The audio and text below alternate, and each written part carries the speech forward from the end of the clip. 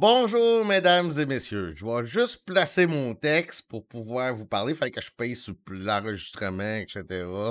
Écoutez, je suis pas un pro. Bon, mon texte est placé. On peut commencer. Bienvenue à l'épisode, un nouvel épisode de Pourquoi, comment, on n'a pas l'Internet haute vitesse dans les milieux ruraux au Québec. Aujourd'hui, on commence vraiment à tomber dans le vif du sujet. Là, une des vraies raisons de pourquoi, de qu'est-ce qui se passe.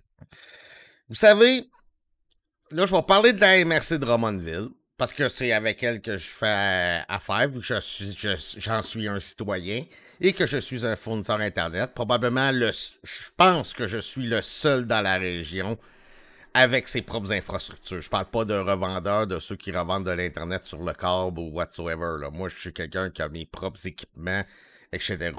Et aux dernières nouvelles, dans Drummond, je suis pas mal le seul.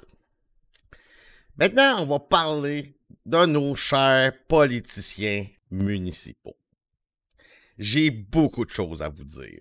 Et vous aussi, sûrement que vous savez, ça fait quoi? Environ 20 ans que je suis à Drummondville. On entend des rumeurs, vous savez, mais tu sais, des rumeurs restent toujours des rumeurs tant qu'on ne peut pas prouver le contraire. Et je pense que j'ai réussi. Je pense que j'ai réussi à prouver quelques petits trucs qui vont peut-être vous faire allumer sur ben des affaires qui se passent à Drummond. Et c'est là que ça va faire mal. Ça va faire très mal. D'après moi, je garde une réserve. Peut-être que vous allez me dire, ouais, mais qu'est-ce que t'as, c'est rien. On verra. Puis les politiciens, je sais, la MRC de Drummond, ils ont essayé de me dénigrer, de dire que je savais pas de qu'est-ce que je parlais. Et curieusement, j'ai un CV assez étoffé, disons. Et je suis quelqu'un d'extrêmement curieux. Et en plus d'être extrêmement curieux, j'ai comme une religion qui s'appelle... du moins ça serait une religion, ça s'appellerait « Je suis un maniaque de l'efficacité et du pragmatisme ». Et je suis quelqu'un qui voit dans... J'adore les problèmes. Ouais, on va dire ça. J'adore les problèmes. Puis j'adore trouver des solutions aux problèmes. Et je ne ménage aucun effort pour les faire, pour régler des problèmes. Et là, je voulais amener... Je me demandais de quelle manière j'allais vous amener tout ça. Et là, je me suis dit, ben, je vais me baser sur mon expertise personnelle, comment que je parle à mes clients. Parce que je suis dans le milieu des TI depuis très, très longtemps. Hein. Depuis mon enfance, j'ai gagné des prix à l'international, j'ai travaillé pour... j'ai été consultant pour le gouvernement quand ils ont ouvert le bureau des crimes informatiques à l'Université du Québec, etc., etc. Je pourrais m'étaler sur pendant 2 heures de temps, là. C'est juste pour vous donner une petite idée, là, tu sais. Fait que je pense que je connais un peu ma shit. Puis, je vais vous expliquer comment que je fonctionne avec mes clients. Parce que j'ai une manière un peu différente des autres de travailler. Dans mon domaine des TI, on est des gens que je peux me permettre, moi, de choisir mes clients. J'ai une manière de fonctionner. C'est pas pour tout le monde. Je crois qu'il y a de la compétition. Les gens, s'ils ne sont pas heureux de ma manière, ils peuvent faire affaire ailleurs. Mais moi, j'amène des résultats. Je suis un pragmatique. Vous pouvez pas imaginer à quel niveau. Je suis focusé sur un problème. Je ne lâcherai pas tant que je ne l'ai pas réglé. Et j'ai appliqué la même recette avec nos chers politiciens de la MRC de Drummond. Ceci étant dit, quand que je rencontre un client, la première chose que je lui demande, je lui dis « Écoute bien, veux-tu que je te dise qu'est-ce que tu veux entendre ou veux-tu entendre les vraies choses? Veux-tu entendre sans filtre? » Et jamais dans mes 20 ans que je fais ça, Il est arrivé une fois qu'un client m'a dit non, je veux que tu me parles comme pour que j'entende ce que je veux entendre.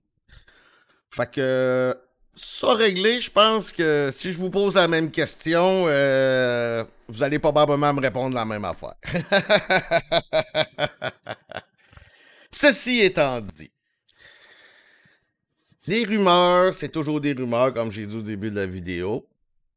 Les prouver, c'est vraiment difficile. Surtout avec des organismes comme des municipalités. Mais, par exemple, il y a un avantage avec les petites municipalités. Ils sont... comment je pourrais dire ça? Ils sont moins organisés que les grandes. Ce qui veut dire que... Ils sont moins watchés, fait que pour pas des erreurs. Fait qu'ils laissent des petites croûtes partout sur le chemin. Et qu'est-ce que je vais vous montrer? C'est du domaine public. C'est rien de... Comment je pourrais vous dire ça? Il y a des expériences que j'ai vécues one-on-one avec certains maires et conseillers. Ça, je vais vous le dire. Quand ça va être des situations comme ça, je vais vous le dire. J'ai une conversation one-on-one, quelque chose que je peux pas prouver, mais que j'ai vécu. Mais tout ce que je vais vous expliquer, c'est du domaine public. C'est des choses qui ont été publiées dans les journaux. C'est des choses qui ont été publiées dans les radios. C'est des choses que vous allez pouvoir aller voir par vous-même de sources sûres, que ce sont des journalistes.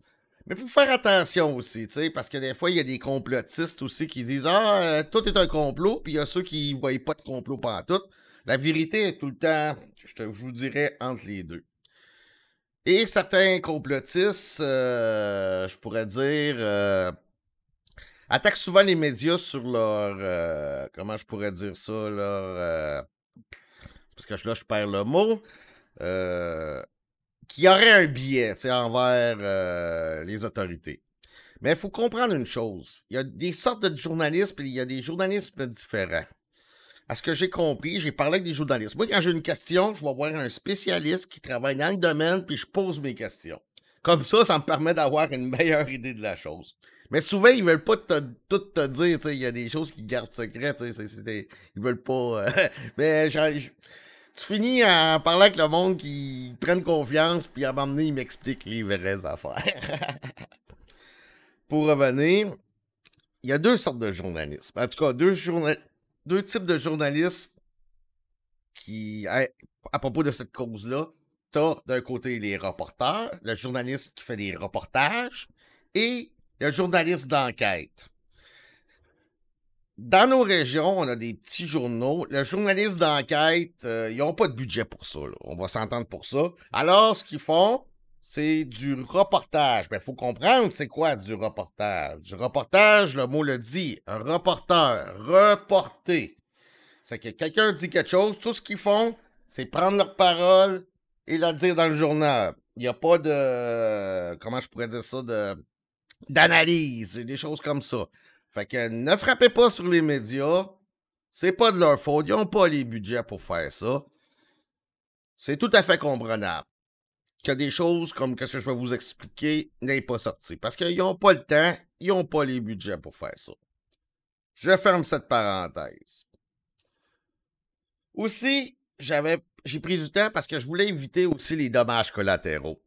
C'est ce que je veux dire. Tu sais, il faut pas prendre tous les politiciens dans son ensemble et dire c'est tout des pas bons. Non, c'est pas vrai, ça.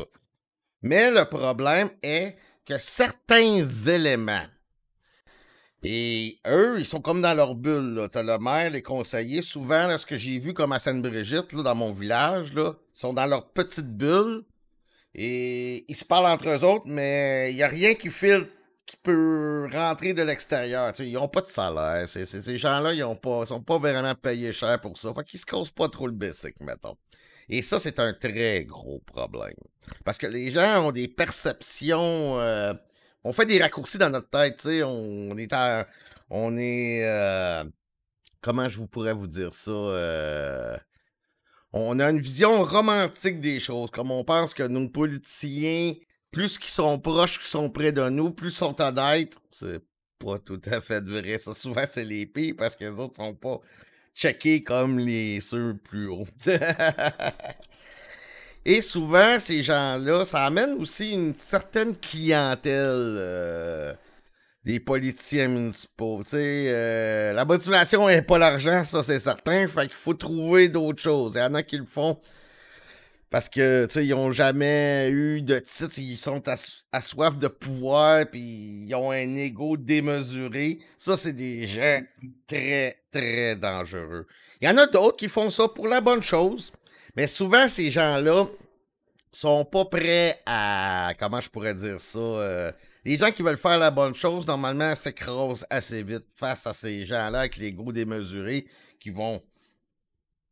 Tu sais, ils ont de la présence, ils vont forcer leur idée. Puis ceux qui sont pour la bonne, que je trouve qui font qui sont là pour les bonnes choses, ils vont avoir tendance à s'écraser devant ça. Et ça, c'est un très gros problème. Fait que j'ai pas mon dire, ne frappez pas sur tous les politiciens, ni les employés municipaux. Eux autres, ils sont... Je comprends votre loyauté. J'ai un message pour les employés municipaux. Je comprends votre loyauté. Mais votre loyauté doit être envers vos citoyens et non envers les élus. Je sais qu'ils vous ont dit plein de choses à propos de moi. J'en ai entendu des vertes et des pas mûres. Mais, vous savez, il y a tout le temps deux côtés à une histoire. Moi, je vais vous raconter celle de mon côté. Et je pense que elle vaut la peine d'être entendue. Vous pourrez faire un choix. Moi, je suis tout à fait ouvert. Vous pouvez venir me critiquer. J'ai aucun problème avec ça. On va jaser. C'est pour ça que ça a pris du temps. Je voulais éviter aussi, c'est ça, les dommages collatéraux. Puis je voulais faire des parenthèses pour vous préparer à ce qui s'en venait. Et en même temps, donner une dernière chance à nos élus municipaux. Une dernière. Et celle-là sera un ultimatum. Parce que je suis tanné de me faire taper sa tête pour des raisons complètement loufoques. Me faire prêter des intentions que je n'ai jamais eues. J'ai tout le temps travaillé pour le bien commun. Et n'importe qui me connaît peut en attester. J'ai rien à cacher à personne. J'ai pas le temps de mentir aux gens. J'ai d'autres choses à faire de mes journées. Mais là, je t'ai écœuré. Puis quand je t'ai écœuré, là, je cherche des réponses. Et je vais vous dire, ça fait 13 ans que je travaille là-dessus. 13 ans. Que je regarde, que j'observe leur manière de fonctionner. Et là, j'ai le doigt sur le bobo. Vous allez triper. Si je me roule la gueule, bien sûr. Mais probablement c'est ça qui va arriver parce qu'ils ont leur ego tellement grand qu'ils répondront pas à mon ultimatum. Alors, cette vidéo est un ultimatum. Sergent, employé, maire, conseiller de la MRC de Drummondville. Nous savons, vous et moi, ce que je sais. Vous en savez une partie de qu'est-ce que je sais. Moi, je sais ce que vous savez. Et j'en sais pas mal plus que vous pensez. Alors, je vous donne 3 jours.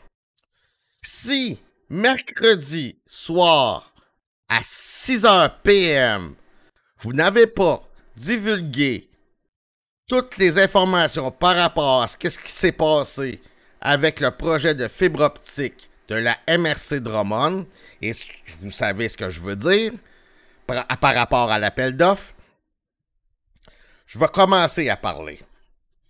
Et ça va faire mal. Et il y a d'autres choses aussi qui est rattachées à ça, et vous le savez. Alors, ceci était mon ultimatum.